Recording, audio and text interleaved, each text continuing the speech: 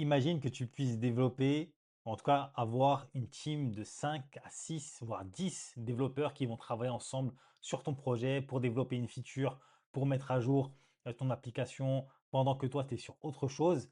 Imagine que tu puisses faire ça sans payer, sans avoir une team de vrais développeurs qui vont travailler pour toi. C'est exactement ce qu'on va voir dans cette vidéo grâce à la nouvelle fonctionnalité de Cloud Code qui s'appelle Agent Teams. On va voir ça et on va voir comment on peut le paramétrer, puisque c'est une fonctionnalité qui est encore bêta, comment on peut le mettre en place dans notre écosystème, dans notre environnement, et surtout comment on va pouvoir tout simplement le tester, voir si c'est vraiment puissant ou pas, quelles sont les limites, quelles sont les potentialités, etc. Moi, je m'appelle Sofiane, comme tu le sais, je suis ingénieur en informatique, développement depuis plus de 15 ans. Et je travaille dans des grands groupes et aujourd'hui, je suis à 100 à mon compte et je transmets ce que je connais, mon expérience de dev et aussi, les nouvelles technologies parce que ce que j'ai remarqué dans le monde du dev, enfin, en tout cas, dans le monde de l'entreprise, c'est que, heu, dans le monde enfin, en tout cas, l'utilisation de l'IA, elle est très, très limitée pour le moment, toujours pour des raisons de sécurité et cetera. Et si tu veux enfin, si je voulais vraiment pouvoir utiliser, en tout cas transmettre ce que j'avais comme expérience et ce que je connaissais, il fallait que je passe 100 à mon compte pour pouvoir vraiment, travailler comme je le souhaitais. Donc c'est le but de cette chaîne YouTube et c'est le but de cette vidéo. Donc je te demande de un peu de soutien, de liker, de t'abonner. C'est extrêmement important pour moi. Ça me permet justement de partager encore plus de valeurs et de vidéos et je pense que ça peut être utile, toi qui regardes cette vidéo, de pouvoir bénéficier justement de mon expérience. Donc, en revenant à nos moutons, l'idée de cette vidéo, ça va être de mettre en place et de voir comment on peut utiliser cette fonctionnalité bêta qui s'appelle Agent Teams. Donc pour ce faire, en fait, là, tu vois, je suis déjà dans mon terminal. En fait, il faut que tu ailles dans ton répertoire Cloud, OK? Ici, dans le répertoire Cloud, tu as le settings.json. Donc on va ouvrir avec l'éditeur Nano. OK? Et là, en fait, tu vas pouvoir rajouter c'est ce paragraphe-là, c'est cette accolade, donc end et là, on va rajouter Claude Code expérimental agent team. Je peux te le mettre en bas sous cette vidéo, A1. Donc en gros, on va l'activer. OK? Une fois que ça c'est fait, tu vas pouvoir sauvegarder ton setting.json, OK? Et relancer, ultra important, ton Claude Code. OK? Donc là, ce qu'on va faire dans cette vidéo, c'est qu'on va partir sur un projet de développement, OK? Et on va tester en fait ensemble cette fonctionnalité pour voir à quoi ça ressemble. Donc là, je vais lui demander, ce que je vais faire, c'est que je vais me mettre d'abord dans un répertoire que j'apprécie. OK, donc on va se mettre dans doc. OK, donc là, je suis dans code et là, je vais faire un mkdir et je vais l'appeler Agent Teams. OK. Ah, genre, ah, putain. Voilà. OK, donc là, je vais lancer mon Claude ici. OK, on se retrouve ici donc dans mon Claude Code. Ici, donc, je suis dans un répertoire qui est absolument vide. Donc, dans un premier temps, ce que je vais faire, c'est que je vais lui demander de me créer une app, create Next.js Last Resolution app euh, empty. Voilà, on va juste demander ça pour l'instant. OK, donc, on va lui laisser créer un peu tout l'environnement, tous les packages, toutes les informations dont il a besoin, tous les fichiers pour pouvoir avoir un squelette de l'application. Et une fois qu'on aura ce squelette de l'application, on va pouvoir utiliser et voir comment on peut utiliser justement le côté agent Teams. Ok, parfait. Donc là, on va laisser Claude Code finir son travail. Mais j'ai envie de te parler de la théorie. Comment ça fonctionne, en quoi c'est important et c'est quoi la grosse différence de l'agent Teams. Ok, donc nous, on est là. Ok, donc nous, on va prompter notre Claude Code pour pouvoir réaliser des tâches. Ok, donc lui, ensuite, comment ça se passe? Dès lors que dans la tâche, en fait, c'est implicite. Donc le langage naturel, il doit être important. Toi, tu vas préciser à ce moment-là que tu as envie que ce soit une équipe d'agents qui va travailler pour l'accomplissement de cette tâche. Donc là, il faut être précis dans le prompt. Ce qui va se passer, c'est que tu vas avoir un team lead qui va prendre la main, ok, et qui va coordonner, il va assigner les tâches pour ces différents devs, d'accord? Donc par exemple, tu vas avoir un premier teammate qui va être dédié pour la partie front-end, un deuxième pour la partie back-end et un troisième pour la partie test, par exemple, ok? Et donc en fait, lui, il va créer une liste de tâches et ensuite chacun des développeurs va prendre la main sur la partie qui le concerne. Et ce qui est important de comprendre et ce qui fait la différence aujourd'hui avec cette notion d'agent Teams, c'est qu'en fait, chacun de ces membres de l'équipe va pouvoir communiquer entre chacun entre eux. Ils vont communiquer. Du coup, quand ils vont avancer dans le développement, ils vont s'envoyer des informations, ils vont communiquer entre eux et pour pouvoir faire des tests, voir si tout est compatible, ok, j'en suis là, etc., etc. Et ça, c'est ultra important. Parce qu'avant, ce qu'on avait, c'était les sub-agents. Et les sub-agents, c'était simplement, je fais une tâche, je te délègue une tâche et je te dis quand c'est fini. Mais il n'y avait pas cette notion de communication entre chacun des membres de l'équipe. OK? Donc ça, c'est ultra important. En fait, ce qui va se passer, c'est que il y a différents modes du lead, d'accord? On peut les paramétrer. Donc, il y a le mode normal où on va coordonner et coder, ok? Il va coordonner et coder. Le mode delegate, donc lui, il va uniquement déléguer, il va plus coder. Et ensuite, il y a le mode plan approval. Donc là, il va valider les plans avant l'implémentation. Donc il y a trois modes qu'on va pouvoir tester. Et ensuite, on a aussi des différents types d'affichage, ça on regardera par la suite. Mais en gros, on peut soit avoir tout dans un seul terminal, soit on peut avoir Tmux qui permet de splitter les terminaux, mais d'avoir un terminal par membre, par agent. Ok. Et donc voilà, ce qui se passait en fait avant avec les sub-agents, c'est que avant, on n'avait pas cet aller-retour. On avait uniquement le sub-agent qui va réaliser une tâche et qui va nous renvoyer OK, c'est bon, c'est fini. Ok. Il n'y avait pas de communication entre les différents membres. Il y avait moins de tokens qui étaient utilisés. Donc ça, c'était facile, c'était bien pour les tâches simples. Ce qui est intéressant, c'est qu'avant, bah, c'était pas mal pour faire des petites tâches, etc. Maintenant, ce qui va se passer, c'est que là, les membres de l'équipe vont communiquer entre eux. Et donc, c'est beaucoup plus simple pour faire des tâches qui sont beaucoup plus complexes. Ok. On va avoir plus de tokens qui vont être consommés, forcément, parce qu'on va avoir des instances qui vont être séparées. Et, et voilà globalement pour les agents Teams. Moi, je trouve que c'est vraiment une grosse avancée d'avoir ça, parce que là, on se rapproche vraiment d'une vraie équipe de dev humaine, quoi. Et donc, moi, je trouve ça ultra intéressant. Donc, si je reviens là sur mon projet, donc lui, il a fini, il a terminé, il m'a créé une application. Donc, si je me mets là et que je me mets dans le répertoire qu'il a créé, que je fais un run dev, voilà, j'ai mon app qui tourne en localhost, très bien. Donc, il m'a fait un truc assez classique. Ok, parfait. Donc maintenant, on va le prompter pour qu'il puisse réaliser ce que je t'ai expliqué. Donc là, par exemple, ok, donc là, on va faire un premier test sur une feature. Donc, on va lui dire, lance une équipe d'agents afin de réaliser ces tâches. Réalise une application qui permet de récupérer les informations météo de chaque ville, affiche le résultat avec un style météo iPhone. Voilà. Et qu'est-ce qu'on pourrait dire d'autre?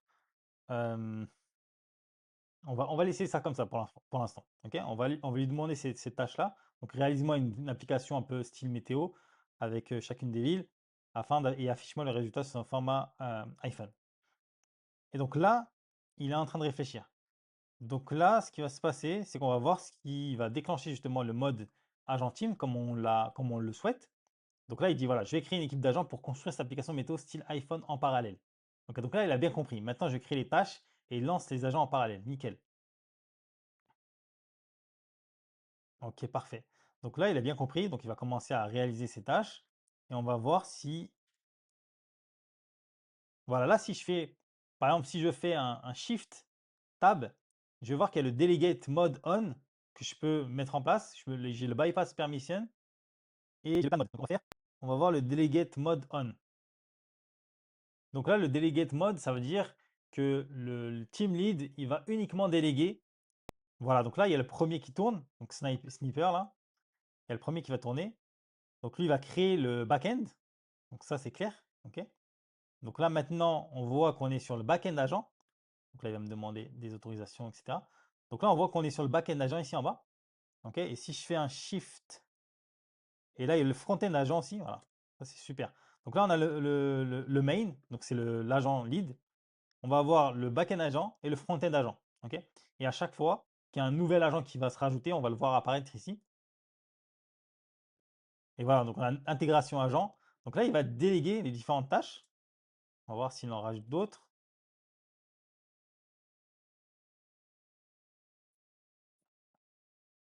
Ok. Donc je crois qu'il a quasiment terminé. Non. OK, hop.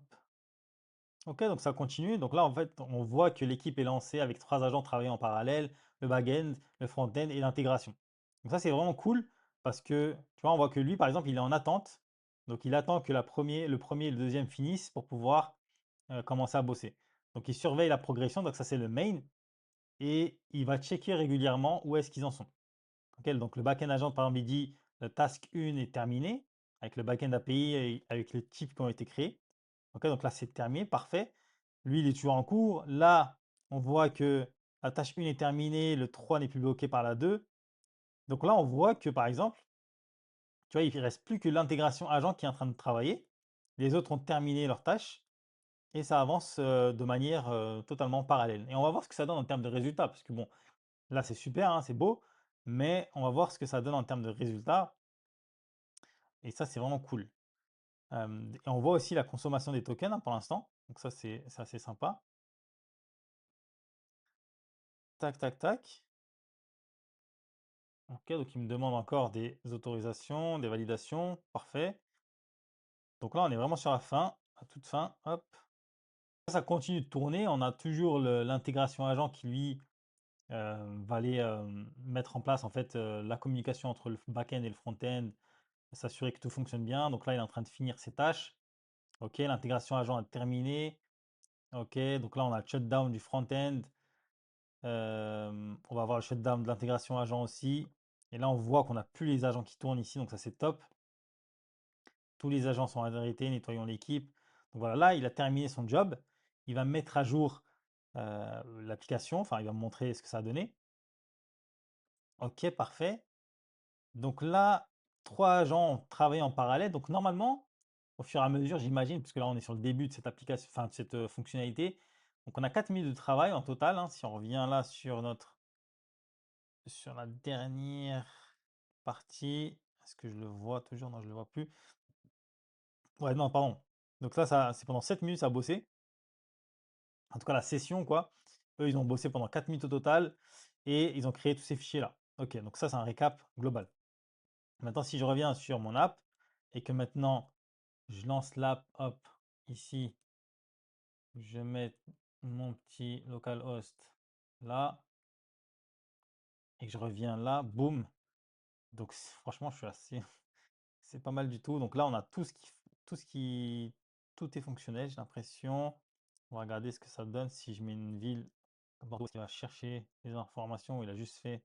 Ah non, il va chercher quand même les informations. Donc ça, c'est cool. Par contre, on n'a pas de scroll, on voit pas ce qui se passe en dessous. Mais pour l'instant, c'est pas trop mal. Le résultat est assez bluffant quand même. On a vraiment l'équivalent d'une météo iPhone. Et donc en fait, là, voilà, c'était pour montrer en gros comment ça fonctionne, cette fonctionnalité, et quels sont les différents modes. Donc là, on a testé le Delegate Mode On. Donc par exemple, si je le modifie et que je fais, ce qui est marrant, c'est qu'on n'a pas, en fait, le Delegate Mode, il apparaît que quand on lance une tâche en mode Team Agent. Donc là, par exemple, si je relance, si je lui dis, fais en sorte, ok, relance une équipe pour s'assurer que l'UI est bien responsive et que toutes les informations sont visibles sur l'écran. Donc là, on va voir s'il va relancer une équipe. Il devrait relancer une équipe normalement. Mais ce que j'aimerais voir, c'est voir si on peut modifier justement ce delegate mode euh, pour voir ce que ça change en termes de timing, en termes de. Parce que si on change ce mode-là, normalement, de ce que j'ai compris en tout cas, euh, du coup, le team lead, il pourrait aussi coder. Donc normalement, on devrait aller beaucoup plus vite dans l'implémentation. Mais peut-être qu'on peut avoir d'autres effets indésirable, on va dire, vu que il fera plus que de la délégation, mais il fera aussi du code. Donc, à voir comment ça se comporte. Maintenant, je lance les agents, l'auditeur commence immédiatement, les fixeurs, les vérificateurs suivront. Donc voilà, il interprète ça, on peut le corriger aussi, hein. On peut le customiser. On peut lui dire, donc là, je vais changer le mode. Donc là, je suis en delegate mode. Et là, je vais me mettre en plein de mode, par exemple. Ok, donc là, il a lancé les 3 agents. Tac, tac, ok. Ça, c'est quand même bien fait, hein, franchement. Pour certaines fonctionnalités où je pense, il y a de la complexité en tout cas, je pense que ça vaut vraiment le coup de passer par cette logique d'agent, même soit en tant que concepteur de l'application, en tout cas en tant que développeur, Ça permet vraiment de bien découper les différents process, les différentes tâches et de voir ce que ça donne. Après, ce qu'on peut faire également, c'est que là, on peut lancer Z pour voir ce que ça donne en termes de résultats. Donc là, au niveau de l'app, donc voilà, il a créé la partie API, il a créé les composants, les différents composants pour la partie UI. Ça, c'est cool. Et en termes de librairie, ce qu'il a mis? Ouais, il a mis juste les types là, hop. Ok, donc fetch weather, hop. Ouais, donc il va chercher l'information dans une bonne API qui existe, donc ça c'est cool. Donc pour l'instant, il n'a pas fait trop de la merde. On va voir ce que ça donne en termes de modification pour la partie UI. Donc lui, il a fait son audit, il est en train de faire son audit là. Il a terminé l'audit, donc il est en train de faire les corrections des 16 problèmes. Ça c'est cool aussi pour faire de la modification et de l'audit de code, de pouvoir passer en revue justement toutes ces fonctionnalités-là et de le déléguer sous forme d'agent, de team agent. Je trouve que ça vaut vraiment le coup. Il est quand même à 51 000 tokens hein, pour l'instant. Hop, hop, je valide. Ok, donc ils ont fini de bosser. Donc encore une fois, enfin, ils ont quasiment fini. Hein, il est 4 minutes 58 là. 5 minutes quoi en gros. Donc là, le vérifieur, il est encore en train de tourner visiblement. Mais on a déjà quand même accès euh, à l'application. Je pense que, ouais, build, il est en train de builder. À chaque fois, il build, donc ça c'est parfait. Ok, donc là, le vérificateur et le fixeur ont terminé. Ça, c'est vraiment pas mal, je trouve, hein. Moi, je pense que pour les prochaines features de mes différents SaaS, je vais l'utiliser, cette notion-là, pour vraiment avoir une synchronicité. En fait, ça, c'est vraiment important, une synchronicité entre les différentes fonctionnalités. Donc, typiquement, quand on modifie du back-end et du front-end en même temps, forcément, eh ben, il y a toujours un impact collatéral ici et là. Et donc, bon, Claude le fait bien, bien sûr, mais c'est bien de le faire, je pense, de manière séparée. Ça permettrait aussi, je pense, au fur et à mesure de gagner du temps, de pouvoir lancer des agents séparément. Donc là, il en lance 3 agents, mais je pourrais très bien lui dire, lance-moi 5 agents avec des objectifs bien spécifiques. Il serait vraiment capable de le faire. Donc là, si je reviens sur mon application, qui ressemble à ça maintenant, ok, donc le style, toujours iPhone, très bien, parfait. Donc là, on a plus un style, ok, pourquoi pas. Donc là, si je mets Bordeaux, trouve Bordeaux, nickel. Donc il a respecté un peu la consigne que j'avais demandé. Donc on est vraiment un affichage. Et si je me mets en mode mobile, ouais, bah écoute, ça a l'air de passer. Ça a l'air de passer plutôt pas mal. Donc il a bien respecté ça. Ça c'est cool. Et on voit que l'application elle est fonctionnelle, nickel. Donc il fait pas super beau à Bordeaux, mais voilà. Donc bonne découverte. Je pense que je vais l'utiliser. Et même dans mes prochaines vidéos, je le mettrai en place encore plus.